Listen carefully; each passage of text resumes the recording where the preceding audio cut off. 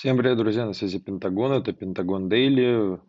Всех хочу поздравить с отлично взятым лонгом.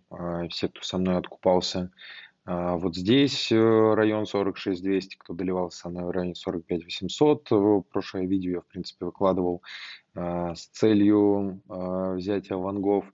И по большому счету все, кто со мной сегодня откупал уровень 48 300, 48 400, взяли с вами отличное, хорошее такое движение с диапазоном почти 2500 баксов, даже может чуть больше, ну где-то в районе 2500 баксов на один биток. Что сейчас вижу по рынку? Во-первых, есть у нас трендовая линия, трендовое ранее сопротивление. Вот это вот, сейчас что-то у меня здесь все в цветах эмо. Вот здесь мы будем, это зеленая у нас поддержка, вот это фиолетовое у нас сопротивление. Вот это пока я уберу, чтобы вам показать, в случае чего. Так.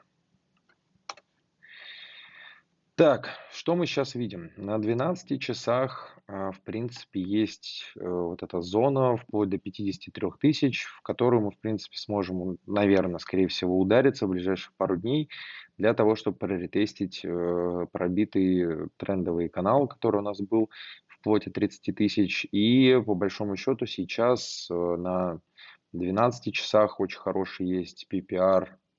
Вот в этой отметке есть PPR, он достаточно бычий, и на эфире тоже есть PPR-чик, мы тоже, в принципе, вышли из границ сопротивления. Но что сейчас, я думаю, будет, какие варианты вообще в целом следует ждать?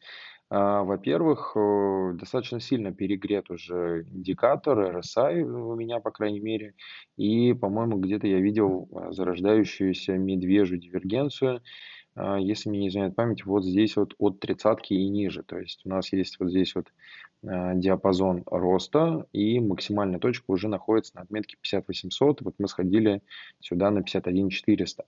На более мелких таймфреймах это выглядит примерно так. Вот, собственно говоря, этот дивер, который уже начал появляться на каких-то медвежьих, на каких-то мелких таймфреймах. Но у нас есть вот здесь вот трендовая линия, она у нас достаточно такая новая, новый тренд, и в принципе, если мы от него отскочим и, скажем так, не пройдем сейчас выше отметки, вернее, если не уйдем под отметку 50 800, то есть вообще вероятность, что мы сходим на 51 800, это вот граница двойного, вот здесь вот вершины, которые здесь у нас есть от последнего крупного падения.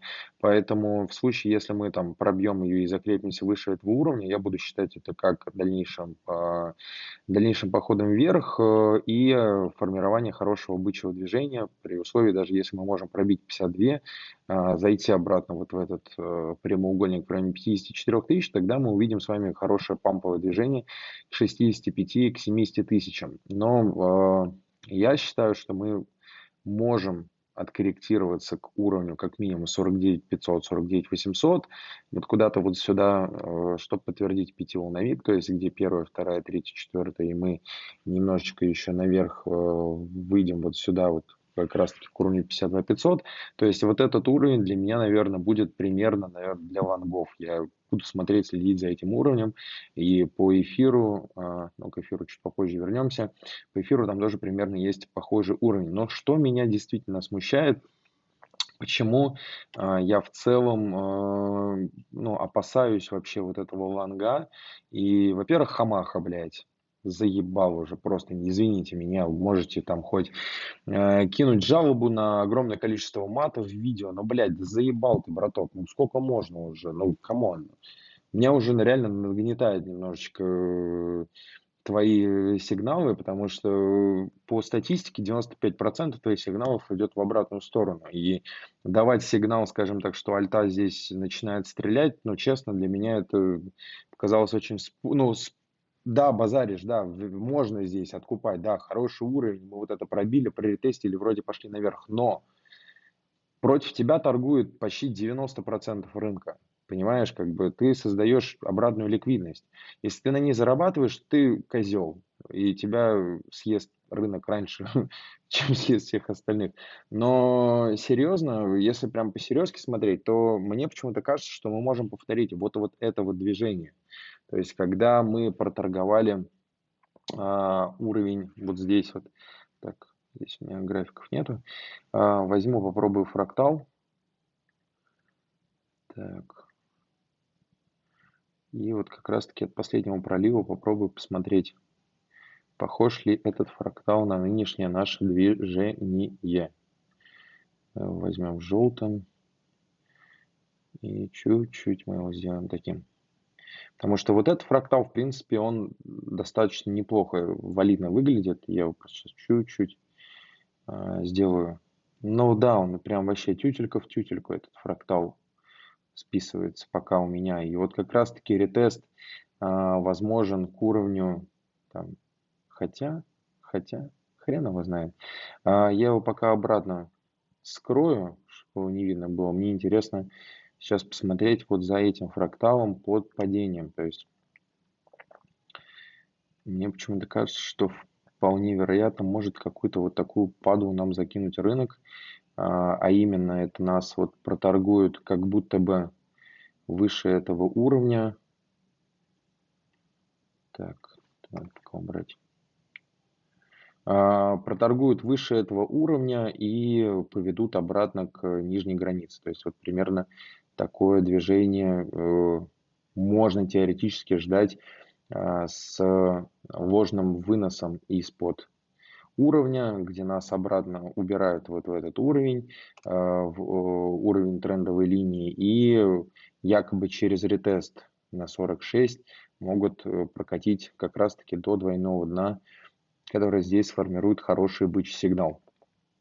Поэтому варианта 2, и они достаточно очень хорошие, и оба фракталы достаточно часто применяются. То есть смотрите, первый вариант – это мы действительно сейчас уже вышли из уровня вот этого накопления по красному фракталу, да, и мы опираемся на трендовую линию, которая у нас вот здесь вот есть. Это уровень в районе, получается, ну там типа 49 900, и в случае, если нас от этого уровня откидывают вверх, то тогда вот этот бычий фрактал, он будет и место быть. Давайте мы его сделаем зеленым, блядь, а вот эту сделаем херню красным. Соответственно, в случае, если закрепляют выше этого уровня, идем в сторону 58-59 тысяч. В случае, если мы пробиваем здесь, то ожидаю ухода на ретест как минимум пробитого тренда, это уровень там 47 200, а в случае, если мы не сможем закрепиться, будет понижающие лои, то и могут провести обратно в сторону 42 тысяч. Поэтому для меня вот этот ретест уровня вот этой трендовой линии будет определяющим. На эфире, соответственно, что на эфире? Мы прошли вот этот ордер-блок, но мы уперлись у меня в трендовую линию. Она вот у меня немножко съехала здесь. И вот мы как раз-таки в нее сейчас ударились, но при этом мы пробили, скажем так, треугольник, о котором медвежьим я вам говорил, который, скажем так, меня пугал.